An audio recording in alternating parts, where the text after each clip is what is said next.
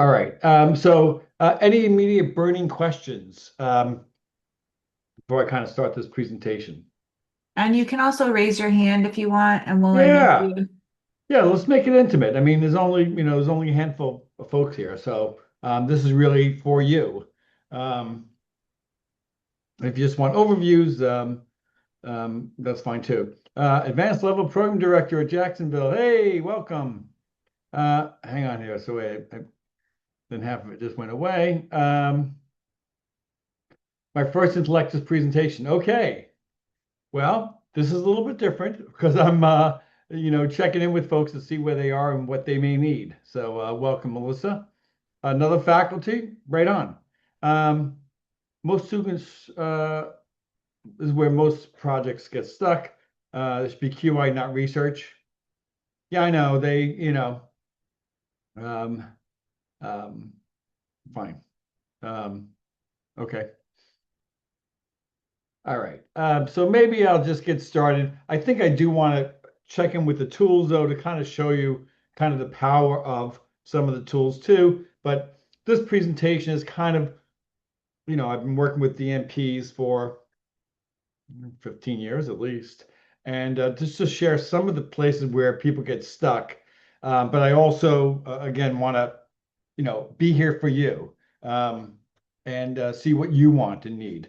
But I'll give the quick overview and then we'll touch into the tool and take it from there. Okay. So thanks for the feedback and glad to see a lot of faculty here. Right on. Um, okay. So this is kind of the agenda, but let's just get into it. Um, First place students get stuck is what's the level of measurement of my variables? For sure, we have nominal, ordinal, and scale. So all quantitative data falls into one of these three buckets. Nominal is name only, male, female, Republican, Democrat, so forth. Ordinal, and it's just labels, okay? There's no hierarchy going on here. Um, Ordinal has names, small, medium, big gulp or whatever they are. So they have labels and they have order, but not equally spaced. And then scale is kind of the most refined, where they have names, 1 inch, 2 inch, 3 inch. They have order, okay, and they're equally spaced. So students need to know that um, because, not for the fun of it, but they need to know that because certain tests require certain levels of measurement. And I think I get into that in a little bit. Questions about Likert type items, are they scale or ordinal? Um, for one item questions, if it's 3 or 4 point Likert, keep it as ordinal. If it's 5 or 7 point Likert, you could treat it as scale. The link below has a little some literature around that, um, essentially, which is going to say, hey, gosh, it doesn't make a bit of difference if you consider a 5 point Likert as scale. Okay, doesn't impact the results. The other quick thing is, just so everyone knows, think about taking a test back in the old days. You have a test and you question one is correct or incorrect. That's nominal, correct or incorrect.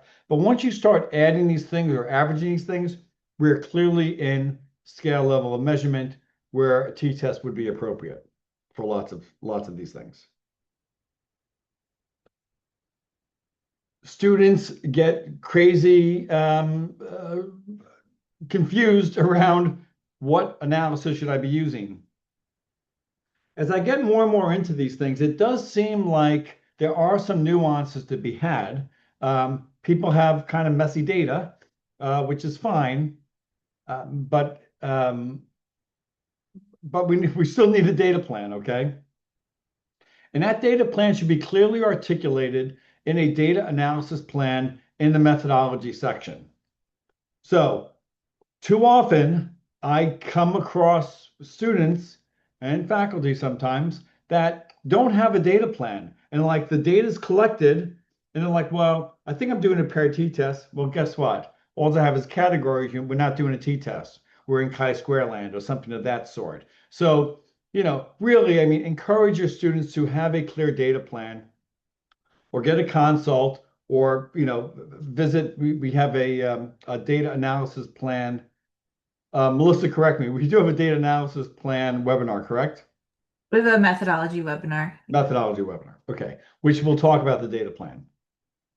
So the the quick algorithm is your study aims in statistical language and levels of measurement. Those two things combined help us figure out what statistical test should be in the data analysis plan, and then the assumptions need to go with particular analyses. Okay. Pico questions, I think this is the Pico questions is good and bad from my point of view. It's good in that it's very thorough and rigorous. Okay. Um, it's bad because it can kind of confuse students, I think. Um, and really, at the end of the day, our data plan should be, I call it Pico Light, okay, which is basically what are the variables and how are these things affecting each other, or looking at differences on them, and get to the heart of that. The fact that it's from a Midwestern population and we have some intervention, that's all fine, but the to get to the data plan, we really need to know, and a vast majority of these things are pre-post, okay, pre-post studies. We're doing pair t-tests, okay, um, but try to get to the heart of the variables and how they're interacting with each other. That's the key part. Most common kinds of language is differences, relates to, or predicts or impacts. All right. As I say, there is some literature, I need to find that article, that say that 80% of DNP projects are pre-post tests or paired t-tests or matched samples, okay, where I know the pre, I know the post, and I want to see if the intervention made a difference on confidence scores, say, okay? So that's the majority of what's happening or what people are looking at.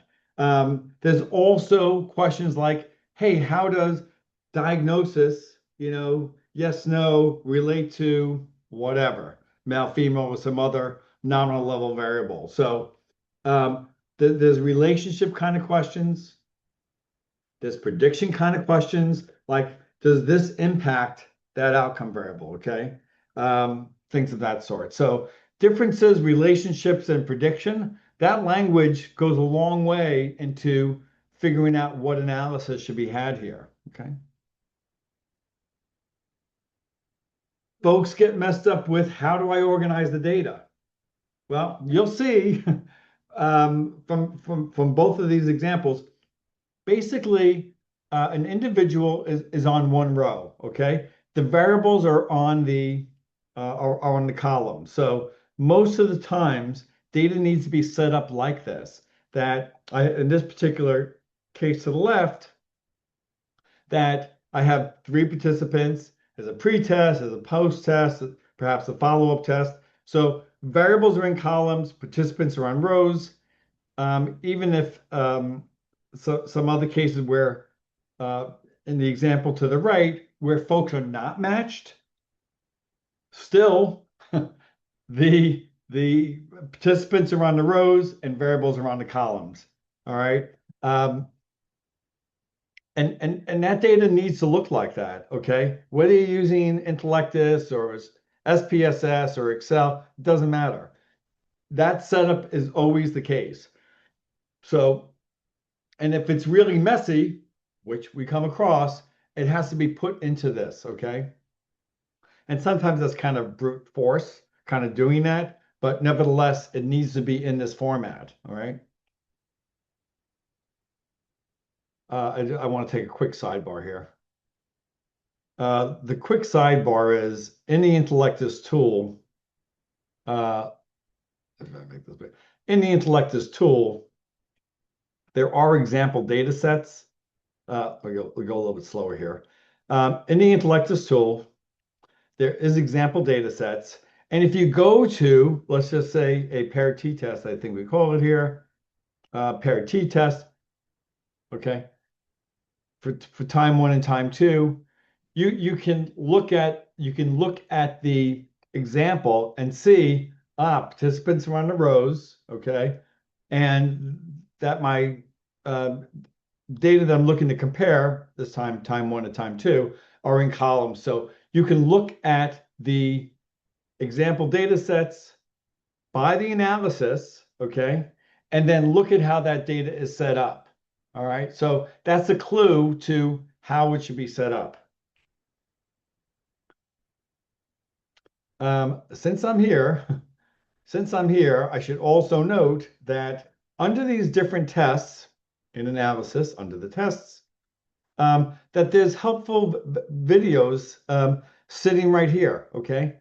There's videos for all of the data management and all the plots and all the analyses. There's a video right there that you can get to by going into the tool, which I encourage you to do, and then looking at the videos.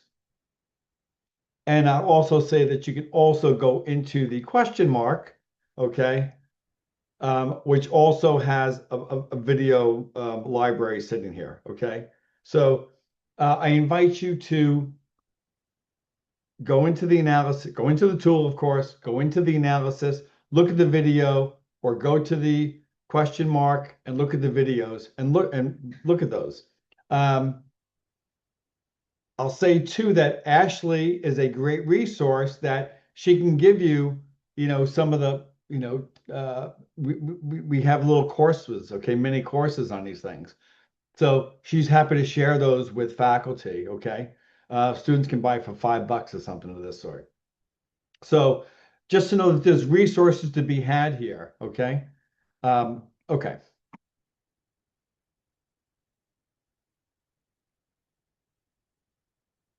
I just got to get back to slideshow. Sorry. You think two screens are enough, but not the case. All right. So also I want to highlight that data cleaning, for those that have done any kind of analyses, and for the students that are out there, know that data cleaning is 95% of the job. I've helped students do their entire project in 41 seconds.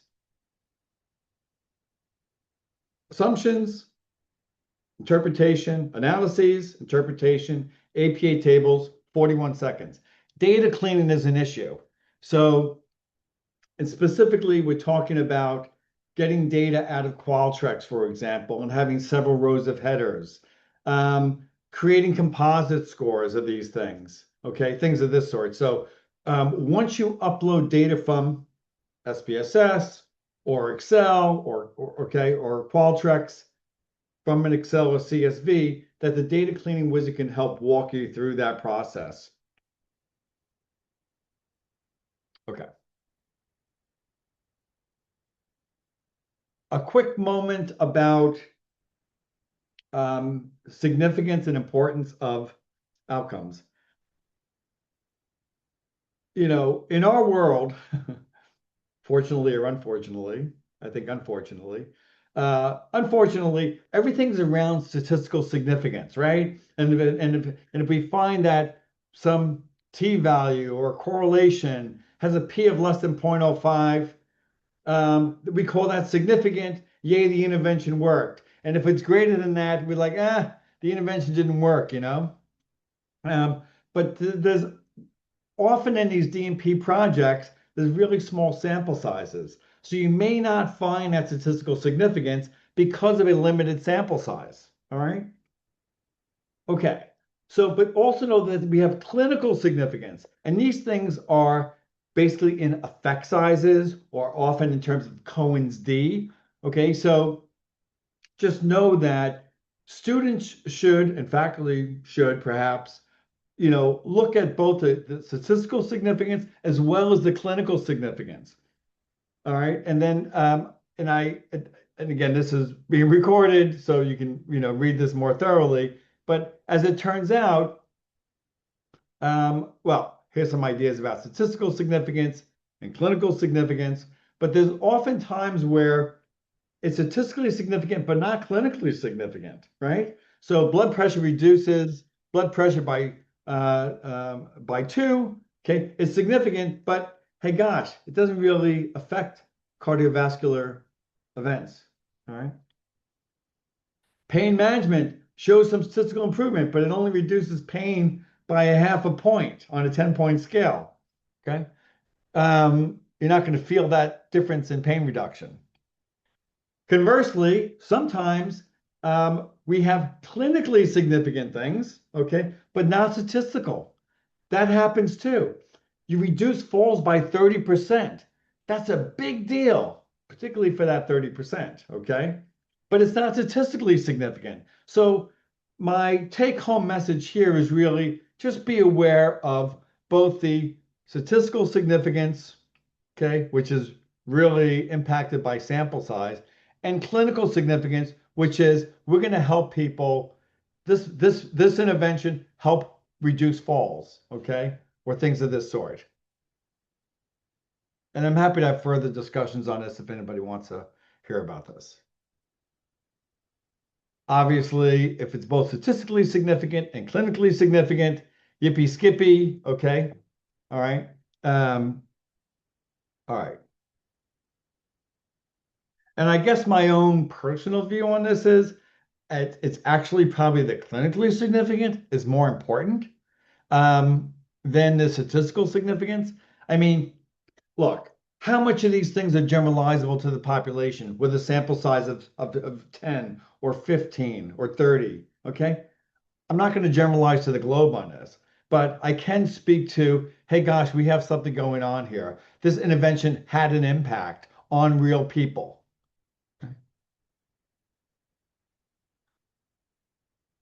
Want to highlight that in addition to the tool, which I presume everybody here has really kind of seen, and if you're not, let me know, and Melissa, update me with this, that in addition to drafting the results, we can also draft the discussion chapter. That's a big deal. It's a 20-hour savings. Now, students must and faculty must vet every sentence in that AI-driven discussion, okay? So it's making sense. The theoretical implications, the practical implications, the limitations, and so forth. You have to vet all of those.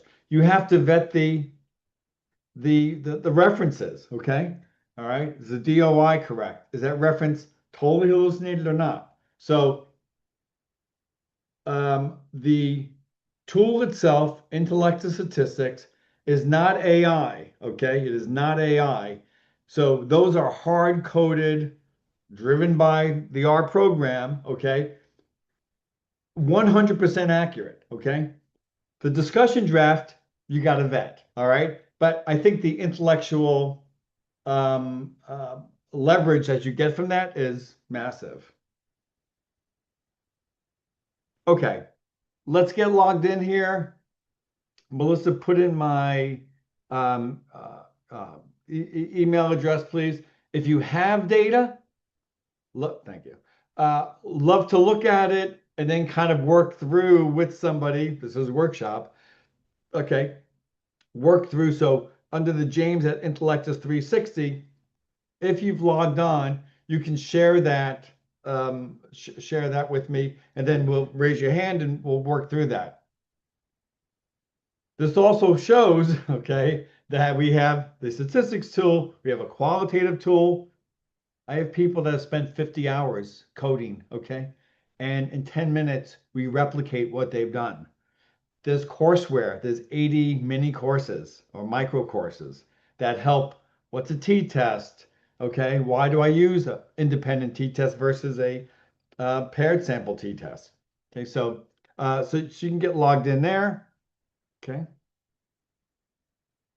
And then we'll hold off on that. Okay, so let's see if anyone has shared data, if you've logged in. Let me refresh here.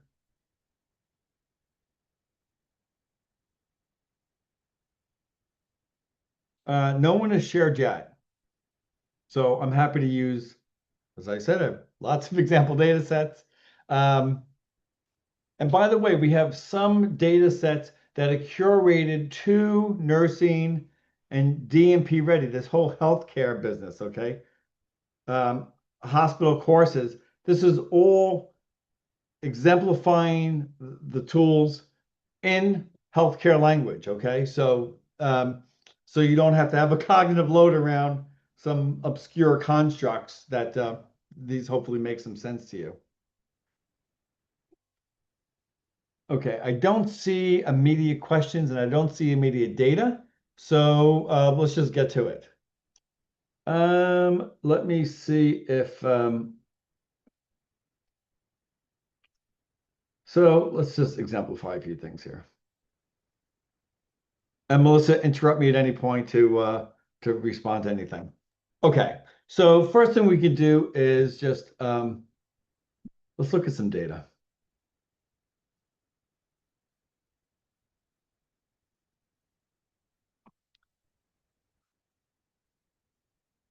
That's not the data I'm looking for. That's the data I'm looking for. So here is kind of a typical Qualtrics. For those using paper and pencil, you got to put it into Excel, or you can enter it directly into the tool. But this is a common kind of a format where I have a question. Okay, I have the question underneath there. Okay, and then the data. Really, the tool just needs the questions. Okay, and then the data. So we got to get rid of this. So this is how some things could look. Okay, and let me get out of that. And okay, so if I go to upload data, and it's in Excel, and I have to drill in three places into, excuse me, webinar PowerPoint. Okay. This is a fine one. This is a Rosenberg self-esteem scale.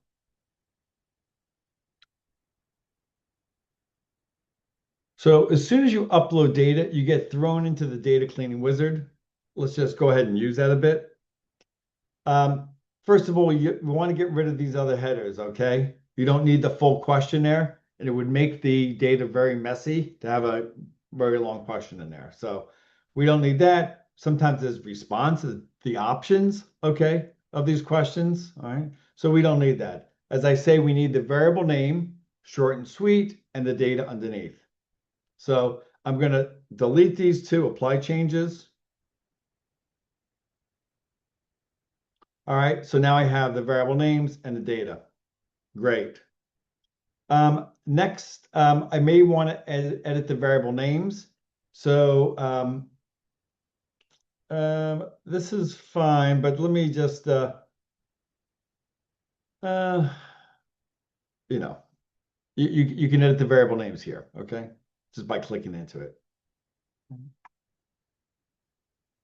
It picks up misspellings very often, and don't ask me why. Sometimes when you're asking gender in Qualtrics, that be male with a capital M and male with a small m. You want to clean that up now, okay? So here in this particular data set, I have disagree spelled different ways. This is before the merge, this is after, and I can merge those two disagrees into disagree with just two E's. Do that again.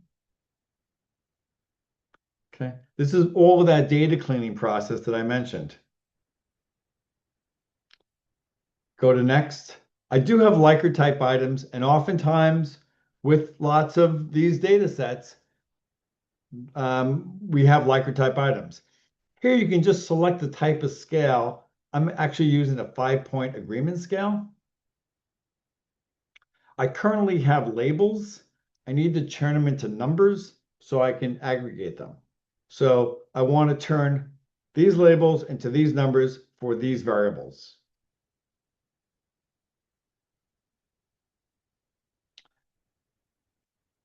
Next, I'm going to create a subscale. Very common. You have to name the scale, like pretest. Pretest. Okay. You're going to have a choice of summing or averaging. The rule one is to look at the scoring for that. Some scales say, I don't care if you sum them, average them. Okay.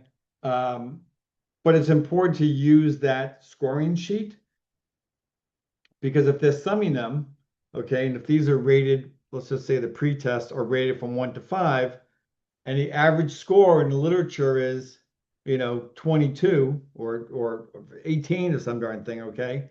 Um, you want to have our scoring and the literature scoring be the same. Having said that, I like averaging myself because if things are on a 1 to 5 scale, okay, um, I know what a 3 is, right? That's neutral overall. I know what a 5 is, a strong agreement. I know what a 1 is, okay, and so forth. Um, so just heads up there that averaging is easier to interpret from my brain. Um, okay, some items are reverse coded. You can reverse code here. Uh, I clicked those on by accident. So here I'm just averaging these items. I could add another subscale. Oh, that's because I'm on the wrong side here. So you have to name the variable post test. Okay. Sum them. Okay. Apply. All right. Go to next. Have an ID variable. Doesn't hurt.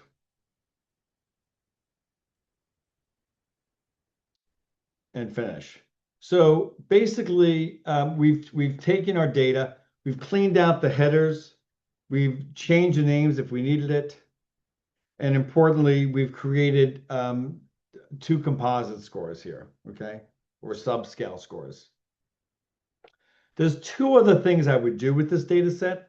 The first is I would make sure everything is cool, like age is not scale, okay?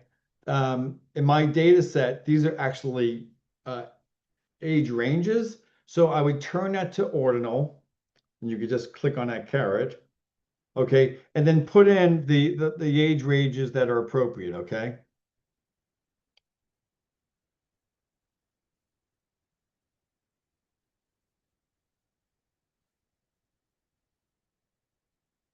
Okay. And then you put that right in the same variable. So, all right, so now this is all looking good, okay? The other thing is, okay, wait a second. I have an open-ended question about leadership. Well, if there's 20 of them or 10 of them, you can kind of just look at them. That's fine. But we have a cool thing called text classification. And I could take that variable and bucket those responses into some categories.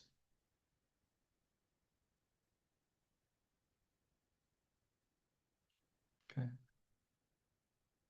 And those bucketed categories, let me see if I can just do this here.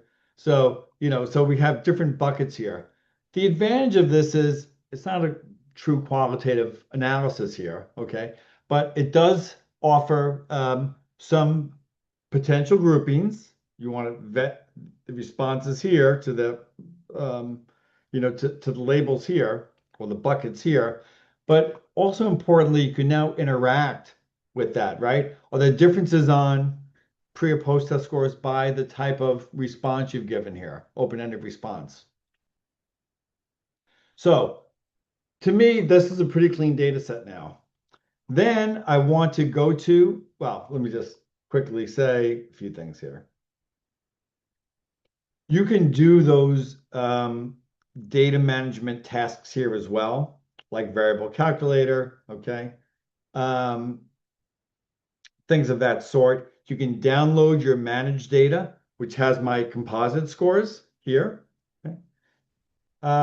You can do lots of different types of plots here. Um, I don't give enough room to control charts, but just to know that there's different charts here that can be conducted. Okay. And analyses. So everyone should conduct descriptive statistics. I smile because after decades, I sometimes forget to do this to my disadvantage. Because when I conduct the script, well, the trick is conduct descriptive statistics, okay, and look at those results. So I'm conducting descriptives. All right, just add to the analyses. And you can see age groups here, male, female here. All right. And then here for this pre-test, I average these. So I have a min and max in that 1 to 5 range. Okay. If I was averaging and I had a mean of, 30, guess what? I made a data entry error. So it's really important to conduct descriptives and then read it. Sometimes I don't always read it. And then when I do the analysis, I'm like, there's a 55 instead of a 5 there. And then I got to go back, correct the data, then rerun everything. Um, so conduct descriptives and read it. If you had to reconduct it, you can go into the gear here and go to edit and then add or delete, okay, the variables that you want in there. Okay. Most people are doing, as I say, paired t-tests. Under analyses, under t-tests, under paired, okay? You just put in, let's say I'm comparing my pre-test to my post-test. Okay.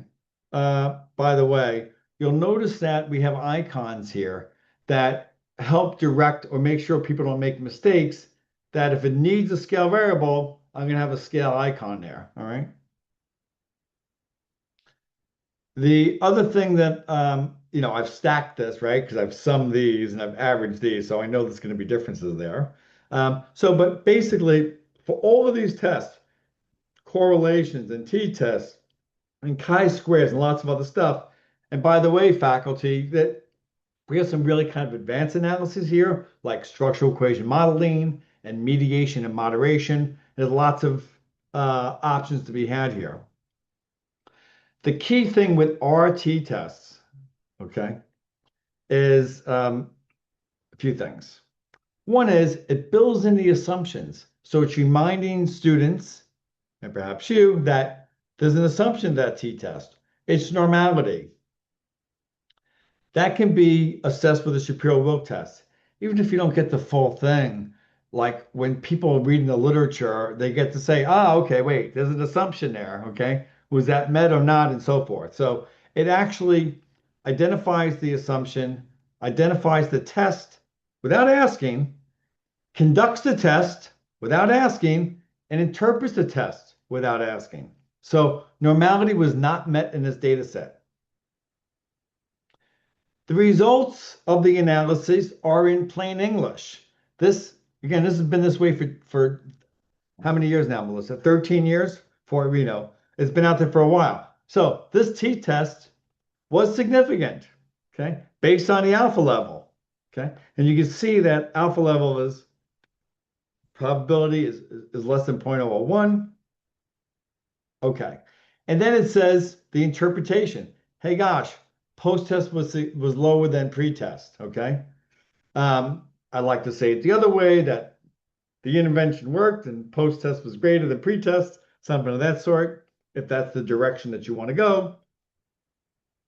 To get back to that clinical significance issue, okay, that's an important thing. Anything north of 0.5, okay, 0.5 is a large effect size. Important difference. This thing is just like a whopper, okay? 4.49, you have a large effect, okay? All right. And then you have a quick bar chart. Okay. So what is going on here? Why do we have a Wilcoxon sign test? We did not ask for that. We asked for a paired sample t-test. Well, when the assumptions are violated, up above, we automatically enable a non-parametric test, which is a fancy way of saying we're comparing pre to post test without the assumption. It's not as powerful of a test, but it also gives you that option, particularly if it was for a journal. Okay, you're going to want to probably just report that Wilcoxon. And here we can see that, hey, guess what? They were significant. Okay, the medians are different, and then we have the box plot here. Okay. Okay. And then you can kind of scroll over to kind of get some idea of what these things mean. So we have nice scroll overs here too. Okay. Um, for DNP projects, okay, when you don't have to agree with this, but when the findings are similar, the t-test is significant and the Wilcoxon is significant. And the question is, do I report one, the other, both? What do I do here? Okay. Well, when the assumption is violated, certainly run the Wilcoxon. Okay. Look at that. And then, but when the results or the outcome is the same, they're both significant, I often suggest just reporting the t-test.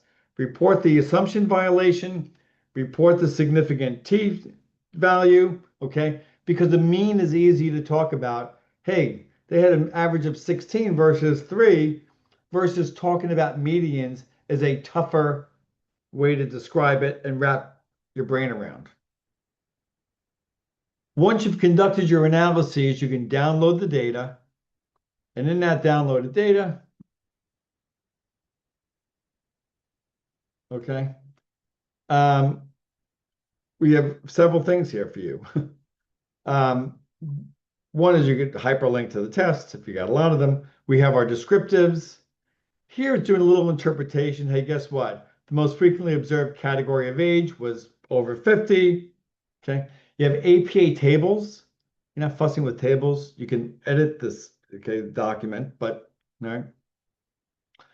Descriptives within an APA table, the t-test with the assumptions, a draft. Now, heads up, students, you think, oh, I'm going to copy paste that in. Can't do that. Okay, we have published that with Turnitin. That phrase right there is published with Turnitin. So we want to get you in the right direction, but you got to own this. You got to understand this. And importantly, you have to edit this. Okay. So anybody who has the thoughts of just pasting it in there, no. Now, some schools are taking this and putting it in the appendix, and then in the results are just kind of summarizing it. That's fine, but just heads up there. Okay. The other thing that we have is a discussion draft. And for that, I'm just going to pivot to, well, let's just go there for, well, let's go here. So if I go here, and again, this is going to save a lot of time.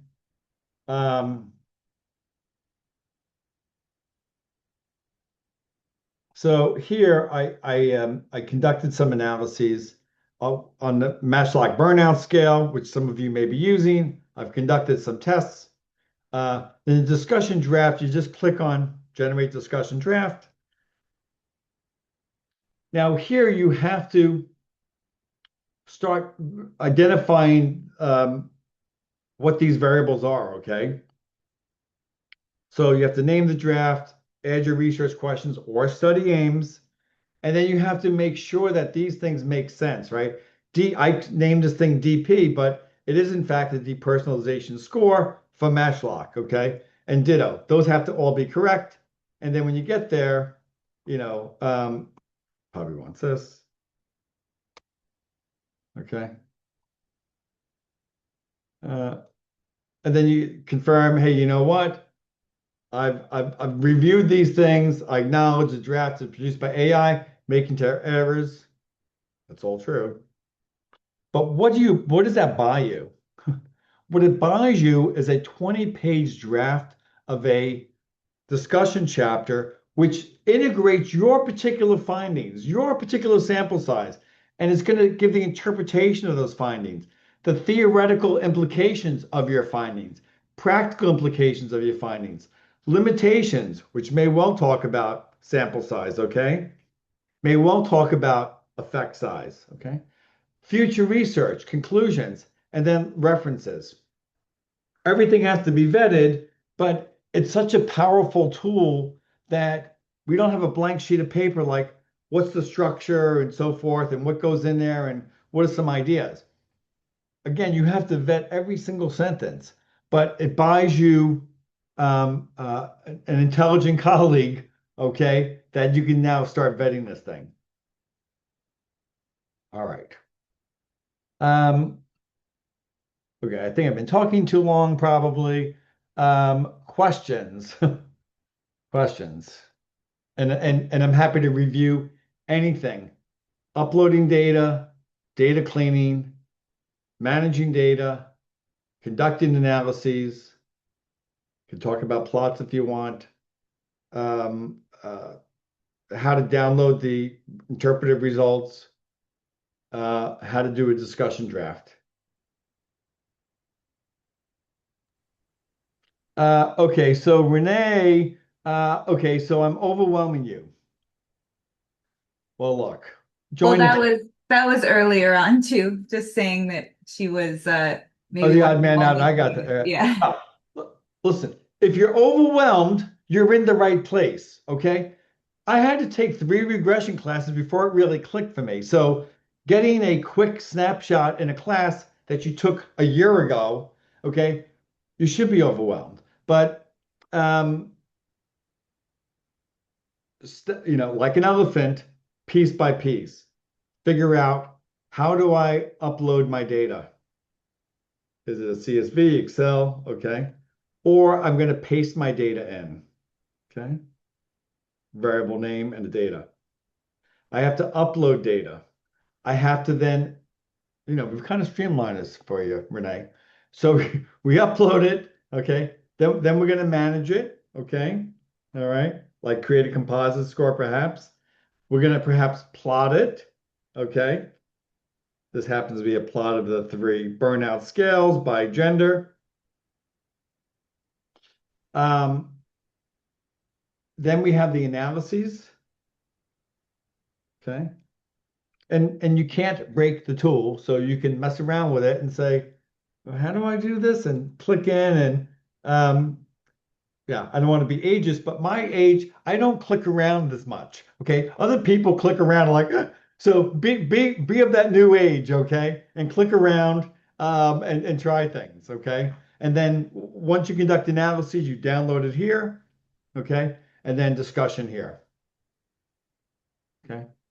All right. Other questions? Sorry, keep going here. Yeah, okay. How is journals accepting the use of the product? Oh, I love that question. So, the answer to that question is under the Intellectus 360 tool, which has the 3 main tools with discussion chapters here, excuse me, here and here, under the published works. So dissertations are in the hundreds, moving to the thousands. Okay. Here, so it's widely accepted in schools. And then we have, hey, wait a second. We have the peer-reviewed journals. Okay. And then here you can kind of see that it's accepted, okay, across the board. Most of these are in healthcare journals, by the way. You'll see nursing here. Oh, this is business. I can make this bigger for our eyes here. So you'll see a lot of this is healthcare journals. So widely accepted. Thanks for the question. So stats console process. Have you tested the references and hallucinations? Yes, we have, Roberta, and it's not great. You have to double check everything. I just looked at. Can I do this? I did just look today under. This is Gemini, and so in terms of because we were going to do this ourselves, where we have the references vetted in the by going out to Google Scholar. Uh, but what I found out is, um, where am I? So yeah, I mean, so they are working. I mean, we're a small company.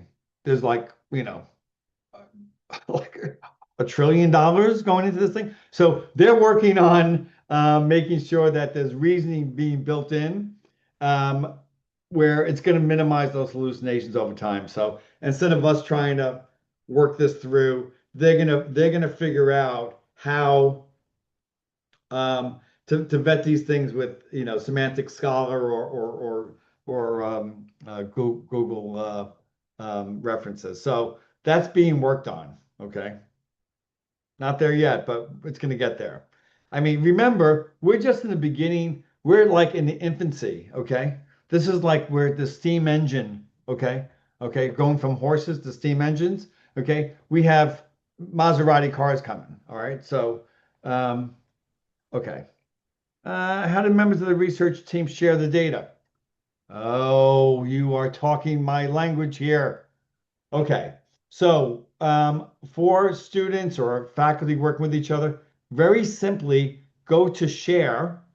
Okay. Type in your colleague's email address and click share. That whole project goes to them. So, what goes to them? The data goes to them, the plots go to them, the analyses go to them, the any notes that you've made around those analyses, like faculty, have your students put in your own words. Put a note in there, okay? What does this mean in your mind? Okay, all right. How did you handle that assumption? Okay, what are the okay? So okay, all of that goes, including the discussion. I'm 99% sure. Mel, you can vet that for me, but I believe everything goes, and then you can't work on it simultaneously, but I guess you guys can Zoom each other. But you can work on it in a serial fashion.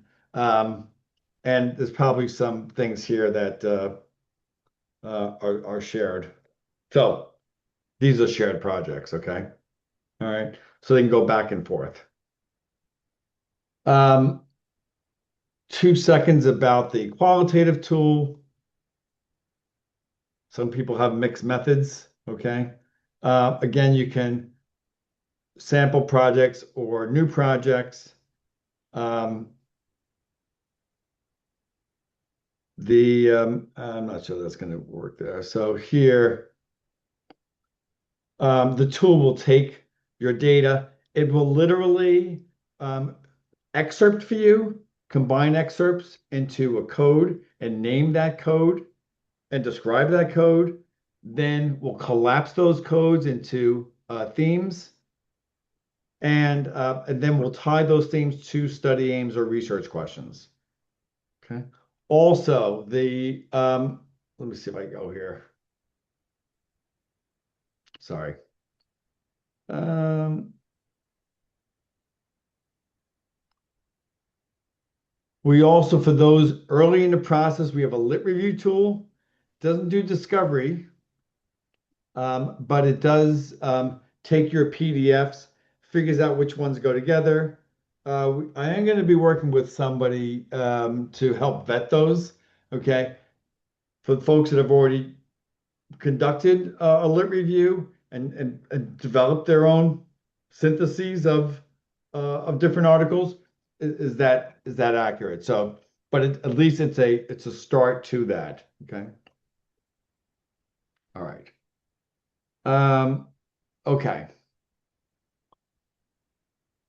Let me give some other information here.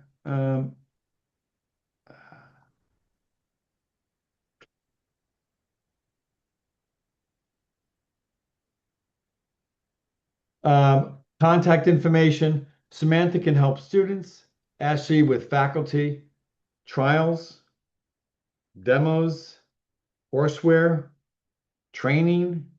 Um, Melissa, if you want to get me into your cohort of students, some faculty or departments, I should say, are really getting a whole cohort together. There's several schools doing this. We're saying, Jim, help with my 5 students, and I'll make sure that they, understand what's happening, in an hour. I mean, this is with your data, with their data. Um, okay, so here again, sorry. Okay, website address, phone number, QR code for a quick 15 minutes.